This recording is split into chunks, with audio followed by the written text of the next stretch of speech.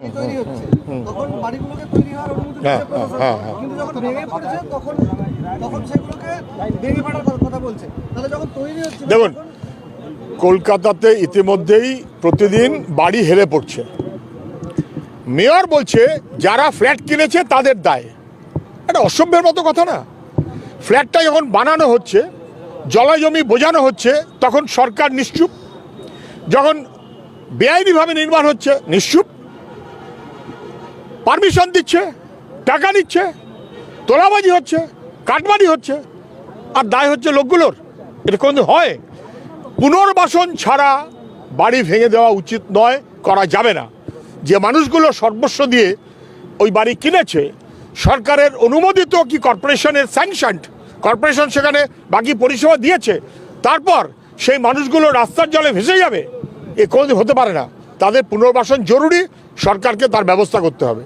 আমি শুধু মনে করিয়ে দিই, গোবিন্দপুর রেল লাইন মানুষের বাস, রেলের এক্সটেনশনের জন্য করতে হবে।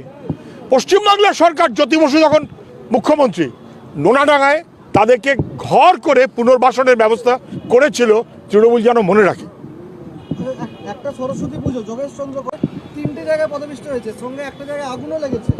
এবার এই যে বিপর্যয় মোকাবিলা, কুম্ভ মেলায় প্রতিদিন বিপর্যয় ঘটছে, অনেকগুলো আগুন লেগেছে, আগুনের ঘটনা। তখন ওরা বললো পদপিষ্ট হয়েছে এক জায়গাতে, এখন দেখা যাচ্ছে পদপিষ্ট হয়ে মারা গেছে 3 জায়গায়, এবং পরের দিন আবার আগুন লাগলো। কত লোক মারা গেছে তথ্য কেন গোপন করছে? কেন পোস্টমর্টেম ছাড়া বাংলায় বডি পাঠিয়ে দিয়েছে? কেন ডেথ সার্টিফিকেট ছাড়া বডি পাঠিয়ে দিয়েছে? ডেথ সার্টিফিকেট দিলাম না মানে দায় স্বীকার করলাম না, কিন্তু তথ্য লোপাটের মতন কাণ্ড, কোনো সন্দেহ নেই সে ব্যাপারে। আমি আবারও বলছি, যোগীর পদত্যাগ করা জরুরি, না হলে মোদী অমিত শাহ উচিত যোগীকে খারিজ করা, না হলে মানুষের উত্তর দেবে। মানুষের আবেগকে ব্যবহার করে রাজনীতি এবং ক্ষমতা এবং পয়সা, তার জন্য এতগুলো মানুষের প্রাণ বলি গেল। যখন এই যে নিহতের পরিবার বা আহতদের পরিবার যে দাবি করছে জেসিবি দিয়ে মাটি ঘুরে দেহ লোপাট করা চলছে, কোথায়? উত্তরপ্রদেশে। দেখুন, উত্তরপ্রদেশে কিন্তু ভয়াবহ কাণ্ড ঘটেছে। 40 কোটি মানুষ আসবে বলে বাজার গরম করেছে রাজনীতির লাভ করার জন্য আর ব্যবসা করার জন্য। কোনো ব্যবস্থাপনা নেই।